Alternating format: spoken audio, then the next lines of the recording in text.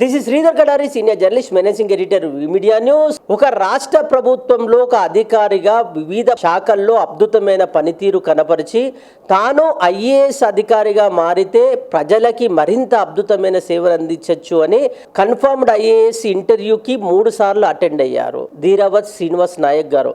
ఆ ఇంటర్వ్యూ ఇలాంటి అనుభవాన్ని ఇచ్చింది. మరిన్ని వివరాలు తెలుసుకుందాం.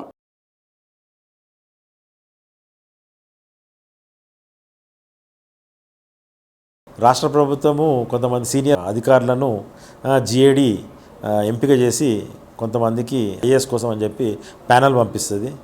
2011 నుంచి చూసినట్టయితే కనుక ప్రతి ప్యానెల్ లోపల నా పేరు ఉండేది. 2011లో అయితేనేమి, 14లో అయితేనేమి, తర్వాత మొన్న జరిగిన 22లో అయితేనేమి. అయితే 2 సార్లు నేను ఇంటర్వ్యూకి అటెండ్ అయ్యాను. దాని లోపల మనం చేసిన ఏవైతే డ్యూటీసు, దాని తర్వాత జాబ్స్ ఉన్నాయో వాటి గురించి యూపీఎస్సీ లోపల అడగడం చాలా సంతోషం అనిపించింది. దాని తర్వాత మేము చేసిన అచీవ్మెంట్స్ అవన్నీ కూడా. కాకుంటే ఏంటంటే అందరికీ రాదు కాబట్టి కొంతమందికి ఇస్తారు కాబట్టి ఇంటర్వ్యూ అటెండ్ కావడం అనేది చాలా సంతోషకరం. నాతో పాటు మా యొక్క శ్రేయభిలాషులు ఎవరైతే ఉన్నారో వాళ్ళందరూ, తర్వాత మా కుటుంబ సభ్యులందరూ కూడా చాలా సంతోషంగా ఫీల్ అయ్యారు. వచ్చేస్తుందని అనుకున్నారు. కాకుంటే నేను కూడా అదే ఫీలింగ్తో ఉంటుంది. కాకుంటే ఏంటంటే అందరికీ రాదు కాబట్టి కొంతమందికి అది అవకాశం దక్కుతుంది. ఈ విషయం లోపల నా ప్రయత్నము, నేను హార్డ్ వర్క్ అయితే చేయడం జరిగింది.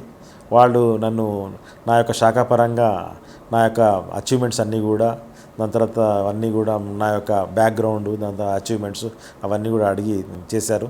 2 సార్లు ఇంటర్వ్యూకి అటెండ్ అయినప్పుడు వాటి లోపల సక్సెస్ అయిన వాళ్ళ దగ్గర కొన్ని సీట్లు ఉంటాయి కాబట్టి కొంతమందికి అది అవకాశం దక్కింది. మరి నేను నా పరంగా అయితే హార్డ్ వర్క్ అయితే చేశాను.